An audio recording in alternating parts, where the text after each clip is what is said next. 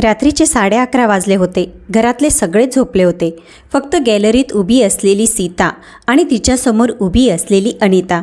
अनिताचं लग्न होऊन फक्त 2 महिने झाले होते. अजून घरातल्या प्रत्येक सवयीशी ती हळूहळू जुळवून घेत होती. सासूबाईंच्या आवडीनिवडी, सासऱ्यांचा वेळेवरचा चहा, समरचा ऑफिसला ताण आणि सीत्याचं कॉलेजचं आयुष्य, सगळं ती शांतपणे पाहत होती, शिकत होती. पण गेल्या काही दिवसात तिला एक गोष्ट वारंवार जाणवत होती. सीता सतत फोनवर कधी गॅलरीत जाऊन हळू आवाजात बोलणं, कधी मेसेज करताना चेहऱ्यावर उमटणारी लाजरी स्मित रेषा, कधी अचानक कोणी आल्याचं जाणवलं की फोन लपवणं.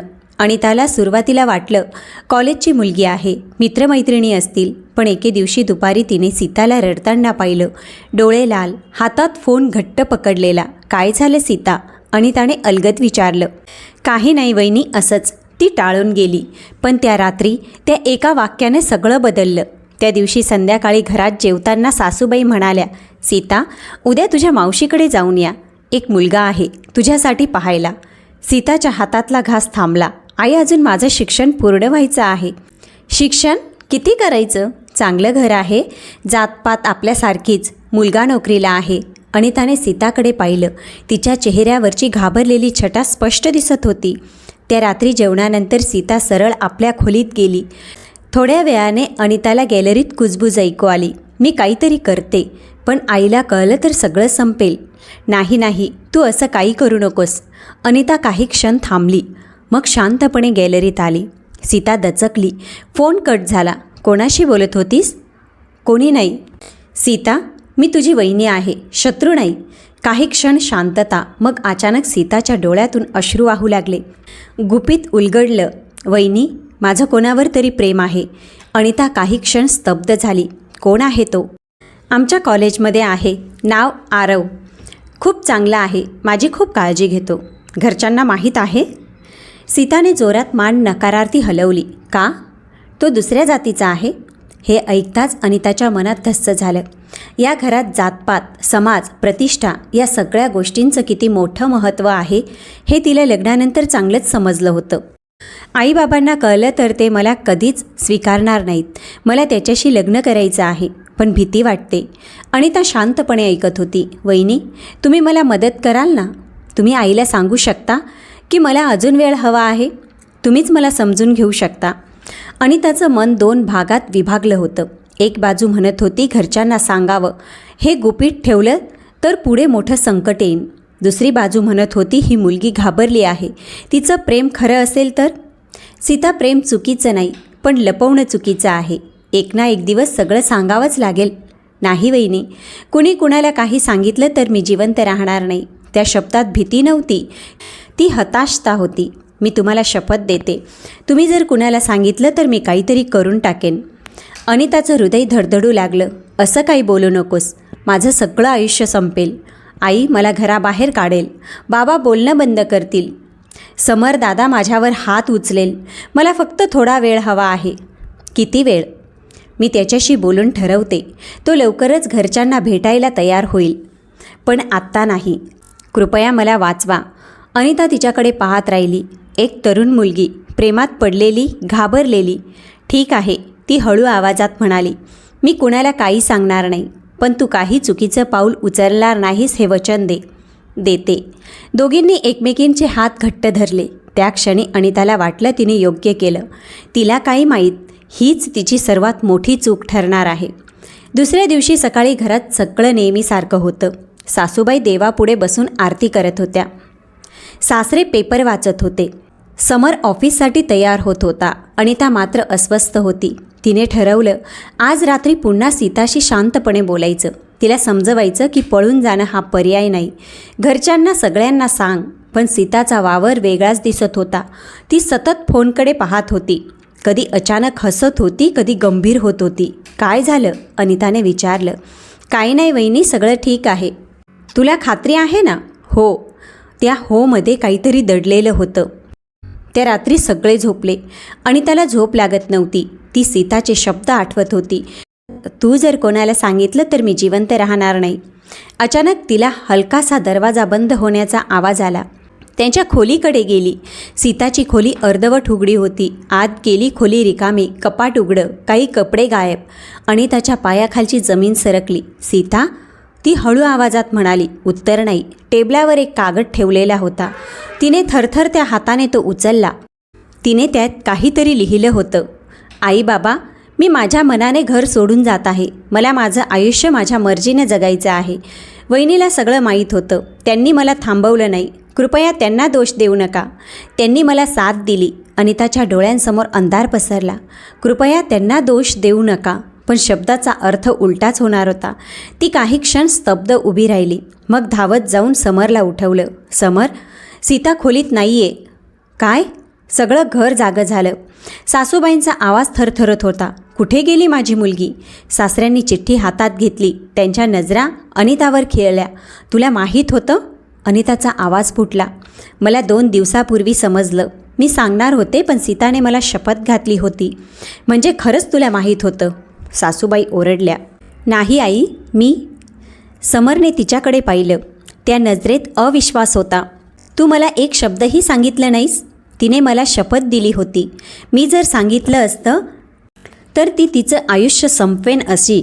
माझ्या बहिणीच्या आयुष्यापेक्षा शपथ मोठी होती. त्या एका प्रश्नाने अनिताचं हृदय तुटलं. मी तिचं भलं व्हावं म्हणून. भलं? सासूबाईंचा आवाज कडक झाला. घरात पाय ठेवताच अपशकून घेऊन आलीस. अनिता निशब्द झाली. तिला वाटलं होतं ती परिस्थिती सांभाळेल, पण आता वादळ तिच्याच दिशेने येत होतं. घरात रडारड, फोन, नातेवाईकांना बातमी आणि मध्ये उभी अनिता दोषींच्या पिंजऱ्यात. उभी होती दोषीच्या पिंजऱ्यात. समरचा शेवटचा शब्द तिचा कानात घुमत होता. तू माझ्या बहिणीला चुकीच्या दिशेने जाऊ दिलंस. त्या रात्री अनिताला कळलं, गुपित जपण्याची शिक्षा किती भयंकर असू शकते. पण तिला अजून माहीत नव्हतं, ही फक्त सुरुवात होती. तुझ्यामुळेच माझी बहीण पळून गेली. समरचा आवाज अजूनही कानात घुमत होता. पहाटेचे 4 वाजले. घरात कोणी झोपलं नव्हतं. सासूबाई देवघरासमोर बसून रडत होत्या. सासरे सतत कोणाला तरी फोन लावत होते. नातेवाईकांना बातमी पोचली होती. आणि त्या सगळ्या गोंधळाच्या मध्यभागी उभी होती ती अनिता, जिचा दोष फक्त इतकाच होता की तिने एक मुलीची भीती ऐकली होती. तुला आधीच समजलं होतं? सासूबाईंनी तिच्याकडे रोखून पाहिलं. हो आई, 2 दिवसापूर्वी मी तिला फोनवर बोलताना ऐकलं. तेव्हा तिने मला सांगितलं. मग लगेच आम्हाला सांगितलं का नाहीस? अनिता काही क्षण गप्प राहिली. तिने मला शपथ घातली होती. ती म्हणाली, जर मी सांगितलं तर ती स्वतःला काहीतरी करेन. आणि तुला वाटलं आम्ही तिचं वाईट करू? सासऱ्यांचा आवाज कडक झाला. नाही बाबा, मला काय करावे हे समजत नव्हते. तुला समजत नव्हतं? समरच्या चेहऱ्यावर कटू हसू उमटलं. तू आम्हाला सांगितलं असतं तर आज माझी बहीण पळून गेली नसती. तो सरळ तिच्यासमोर उभा राहिला. तू माझ्याशी खोटं बोललीस. मी खोटं नाही बोलले समर. तुला माहीत होतं. तू तिची साथ दिलीस.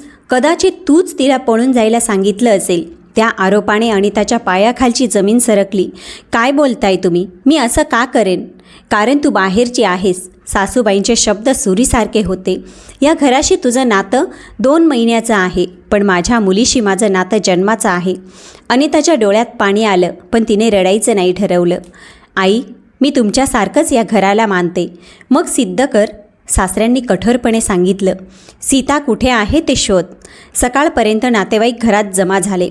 अगं, सुनेमुळे सगळं झालं ना? नवीन आलेली मुलगी. विश्वास ठेवायला नको होता. घरातल्या मुलीचं आयुष्य उद्ध्वस्त केलं. प्रत्येक कुजबूज अनिताच्या कानावर पडत होती. ती स्वयंपाकघरात उभी होती. हातात चहाचा कप, पण हात थरथरत होते. समर आत आला. लोक काय म्हणतायत माहीत आहे? म्हणतायत तुझ्यामुळे सीता पळाली.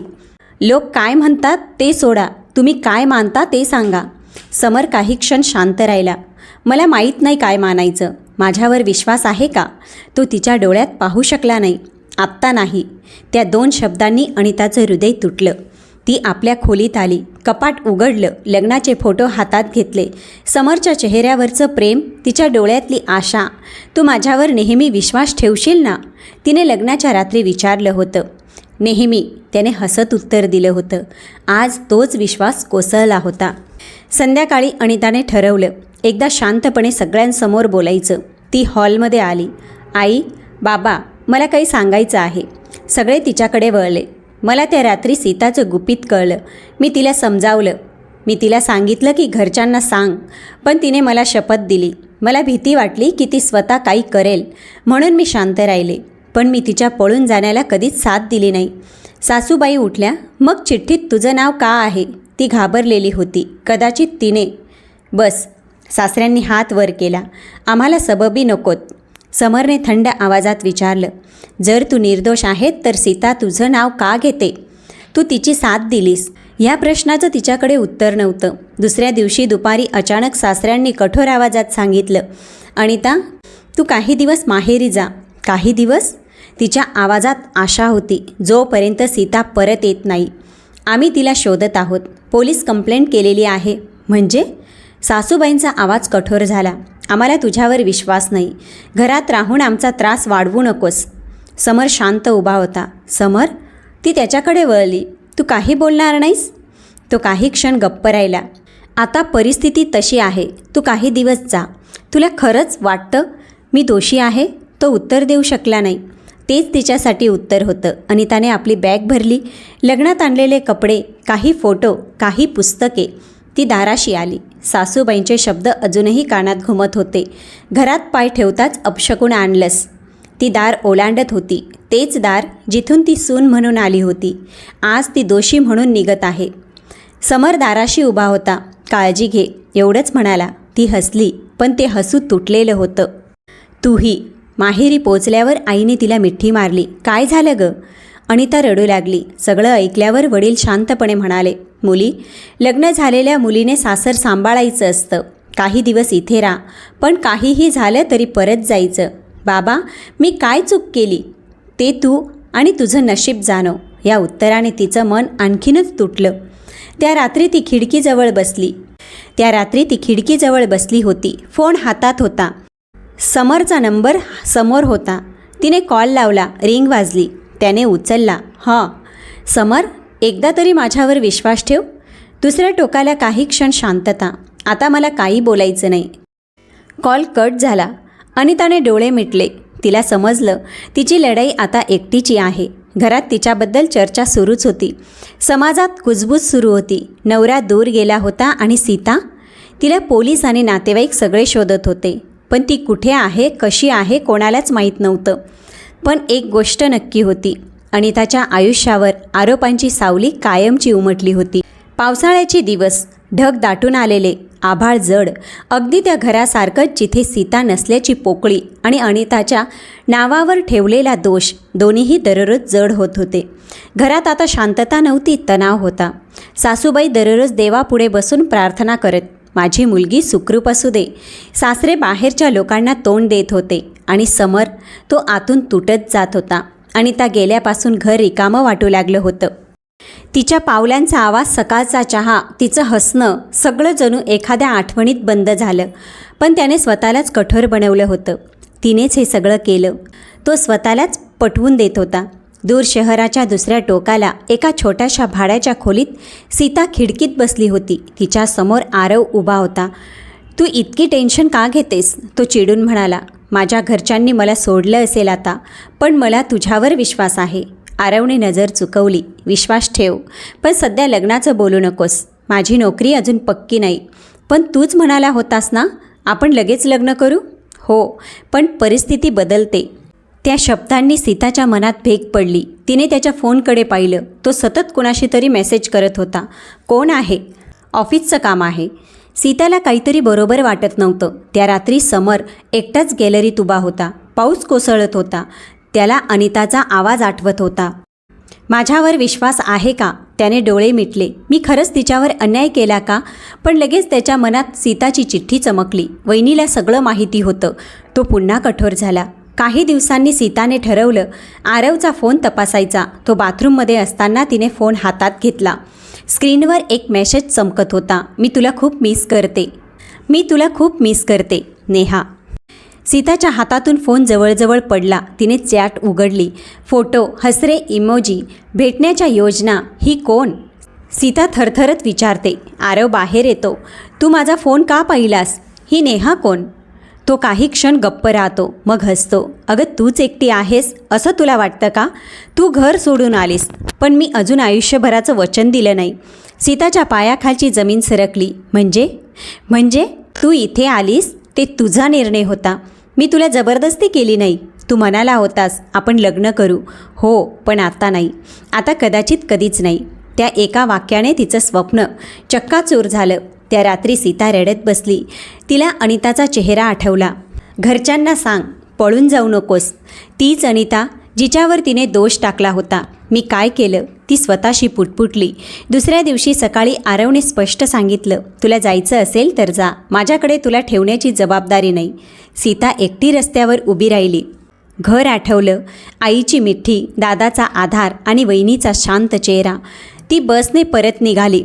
दरवाजावर बेल वाजली. सीताच्या आईने दरवाजा उघडला. समोर सीता, केस विस्कटलेले, डोळे सुजलेले. आई, एवढे शब्द बाहेर पडले. तिने आईला घट्ट मिठी मारली. माझी मुलगी कुठे होतीस? घरात सगळे जमा झाले. समरने बहिणीकडे पाहिलं. राग, काळजी, प्रेम सगळं एकत्र. तो मुलगा कुठं आहे? सीता डोळे खाली घालते. त्याने मला सोडलं. घरात शांतता पसरते. आई लगेच म्हणते, काही हरकत नाही, चूक झाली, पण तू माझी मुलगी आहेस. वडील नरमले. घर तुझंच आहे. समरने तिच्या डोक्यावर हात ठेवला. तू परत आलीस तेच पुरेसं आहे. त्या क्षणी सीताच्या डोळ्यातून अश्रू वाहू लागले. पण ते फक्त दुःखाचे नव्हते, ते अपराधीपणाचे होते. त्या सगळ्या भावनिक वातावरणात एक नाव कोणी घेतलं नाही, अनिता.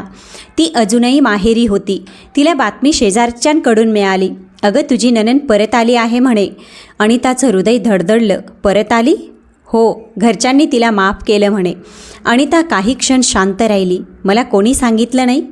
त्या शब्दात वेदना होती. घरात सगळे सीताभोवती फिरत होते, पण तिच्या मनात मात्र एकच गोष्ट होती, वहिनी. तिने खोलीत जाऊन आपला फोन काढला. त्यात अजूनही आरवसोबतच्या चॅट होत्या आणि तिच्या मैत्रिणीला पाठवलेला एक मेसेज. जर मी पळून गेले तर सगळा दोष वहिनीवर टाकेल. घरच्यांना वाटेल तिने साथ दिली. तिनेच मला पळून जायला सांगितलं. मग ते तिच्यावर राग काढतील. जर आरवसोबत माझं काही झालं नाही तर मी परत पण येऊ शकते. तो मेसेज पाहून तिचे हात थरथरले. मी किती स्वार्थी होते, पण तेच योग्य होतं. आता मी परत आले तर घरच्यांनी मला स्वीकारलं, मला दोष दिला नाही. त्या रात्री समरने बहिणीकडे पाहून विचारलं, तू पळून जाण्याचा निर्णय कधी घेतलास? त्या दिवशी, जेव्हा आईने मुलगा पाहायला सांगितलं. वहिनीला माहिती होतं. सीता काही क्षण गप्प राहिली. हो, तिला माहीत होतं. समरचा चेहरा कठोर झाला. मग तिने आम्हाला का सांगितलं नाही? सीताच्या डोळ्यात अपराधीपणा चमकला. कारण मी तिला शपथ दिली होती. फक्त शपथ? सीता काही बोलू शकली नाही. समरच्या मनात शंकेची पहिली ठिणगी पडली. त्या रात्री सीता एकटी बसली होती. तिने फोन हातात घेतला आणि त्याचा नंबर स्क्रीनवर. तिने कॉल लावायचा विचार केला, पण थांबली. मी तिला काय तोंड दाखवू? खिडकीबाहेर पाऊस थांबला होता. आभाळ स्वच्छ होतं. जसं सत्य हळूहळू बाहेर येण्यासाठी तयार होतं. सत्य कधी ना कधी बाहेर येतंच, पण तेव्हा जखमा भरून निघालेल्या नसतात. अनिता आरशासमोर उभी होती. डोळ्यात आता अश्रू नव्हते, दुःख होतं, पण त्यावर शांतपणाचं आवरण चढलं होतं. सीताच्या परत येण्याची बातमी तिला 3 दिवसापूर्वीच समजली, पण घरातून एकही फोन आला नव्हता. तीच सून, जिच्यावर आरोप झाले, जिच्यामुळे घरात वादळ आलं, ती आता त्या घरासाठी अस्तित्वातच नव्हती. संध्याकाळी तिचा फोन वाजला. स्क्रीनवर नाव चमकलं, सीता. अनिताचं हृदय धडधडलं. काही क्षण ती बघतच राहिली. मग कॉल उचलला. हॅलो. दुसरीकडे शांतता, मग हलका हुंदका. वहिनी, मी चुकीची होते. अनिताने डोळे मिटले. काय झालं सीता? त्याने मला सोडलं आणि मी सगळा दोष तुमच्यावर टाकला. मला वाटलं होतं घरच्यांचा राग तुमच्यावर जाईल आणि मला वेळ मिळेल. आणि त्याच्या छातीत जखम पुन्हा ताजी झाली. म्हणजे तुला माहीत होतं की माझ्यावर आरोप होतील? हो. सीताचा आवाज तुटत होता. मी घाबरले होते. मी स्वार्थी झाले. मला माफ करा वहिनी. काही क्षण अनिता काही बोलली नाही. घरच्यांना सगळं सांगितलंस? नाही, अजून नाही. मग आधी त्यांना सांग. कॉल कट झाला. अनिता खिडकीत उभी राहिली. तिच्या मनात एक विचार. आता वेळ आली आहे. त्या रात्री सीताने सगळ्यांना हॉलमध्ये बसवलं. आई, बाबा, समर, मला काही सांगायचं आहे. काय गं? सासूबाईंनी विचारलं. सीताचे हात थरथरत होते. वहिनी निर्दोष आहेत. घरात शांतता पसरली. काय? समरचा आवाज कडक झाला. मी चिठ्ठीत त्यांचं नाव टाकलं. मला माहीत होतं की घरचा राग त्यांच्यावर जाईल. मी मुद्दाम तसं केलं. सासूबाईंच्या चेहऱ्यावर अविश्वास. सीता, काय बोलतेस तू? तिने फोन काढला, चॅट दाखवल्या, मैत्रिणीला पाठवलेला मेसेज. जर मी पळून गेले तर सगळा दोष वहिनीवर जाईल. समरच्या हातातून फोन जवळजवळ पडला. म्हणजे आपण अनितावर अन्याय केला. सासूबाईंच्या डोळ्यात पाणी आलं. आपण तिला घराबाहेर काढलं. सासरे खुर्चीत बसले. आपण तिचं ऐकलंच नाही. घरात अपराधी शांतता. समर खोलीत गेला, कपाट उघडलं. अनिताने ठेवलेली काही पुस्तके अजून तिथेच होती. तिचा एक फोटो हातात घेतला. मी तुझ्यावर विश्वास ठेवला नाही. त्याने लगेच फोन उचलला. अनिताला कॉल लावला. हॅलो अनिता, मला सगळं समजलं. तू परत येऊ शकशील का? आपण बोलू. ती काही क्षण शांत राहिली. मी येते, पण बोलायला. दुसऱ्या दिवशी अनिता त्या घराच्या दाराशी उभी होती. तेच दार जिथून ती सून म्हणून आली होती आणि दोषी म्हणून निघाली होती. आज ती पुन्हा उभी होती, पण आता तिच्या डोळ्यात भीती नव्हती. सासूबाईंनी दार उघडलं. त्यांच्या डोळ्यात अपराधीपणा. माफ कर ग. अनिता शांतपणे आत आली. सगळे हॉलमध्ये बसले होते. समर तिच्या समोर उभा राहिला. मी तुझ्यावर विश्वास ठेवला नाही. मी तुझं ऐकलं नाही. मी तुला घराबाहेर काढलं. मला माफ कर. त्याचा आवाज तुटत होता. अनिता त्याच्याकडे पाहत राहिली. जेव्हा माझ्यावर आरोप झाले तेव्हा तू कुठे होतास? तो गप्प राहिला. जेव्हा मी सांगत होते की मी निर्दोष आहे तेव्हा तू माझ्या बाजूला उभा राहिलास का? घरात शांतता पसरली. आज सत्य समोर आलं म्हणून तुम्हाला मी आठवले, पण त्या दिवशी माझ्यासाठी कोणीच उभं राहिलं नाही. सासूबाई रडत म्हणाल्या, आमची चूक झाली. चूक? अनिता हसली. चूक म्हणजे माझं आयुष्य उद्ध्वस्त करणं. ती चूक नव्हती, तो निर्णय होता. घरात कुणी शब्द काढला नाही. सीता तिच्या पायाशी बसली. वहिनी, मला माफ करा. माझ्यामुळे तुमचं आयुष्य बिघडलं. अनिताने तिला उचललं. तू चूक केलीस, पण तुझ्यामुळे माझं आयुष्य उद्ध्वस्त झालं. मी चूक केली, पण त्याची शिक्षा माझ्या दादाला देऊ नका. माझ्या दादाला माफ करा ना. अनिताने समरकडे पाहिलं. माफी देणं सोपं असतं सीता, विश्वास परत मिळवणं कठीण. समर तिच्या जवळ आला. आपण नव्यानं सुरुवात करू शकतो. मी सगळ्यांसमोर कबूल करीन की चूक माझी होती. तू परत ये. अनिताने शांत उत्तर दिलं. मी आता परत येणार नाही. घरात एकच धक्का बसला. का? समरचा आवाज थरथरला. कारण मला माझा स्वाभिमान जपायचा आहे. ती पुढे म्हणाली, मी गेल्या महिनाभरात नोकरी शोधली. मला एका कंपनीत काम मिळालं आहे. मी स्वतः उभी राहू शकते. मला कोणाच्या दयेवर जगायचं नाही. सासूबाईंच्या डोळ्यातून अश्रू वाहत होते. आम्ही तुला गमावलं. नाही, अनिता हळूच म्हणाली. तुम्ही मला सोडलं. अनिता दाराकडे निघाली. समर तिच्या मागे आला. एक तरी संधी दे. ती थांबली. संधी विश्वासाला दिली जाते, शंकेला नाही. ती दाराबाहेर पडली. पण यावेळी तिच्या डोळ्यात अश्रू नव्हते, फक्त आत्मविश्वास होता. घरात सगळे शांत उभे राहिले.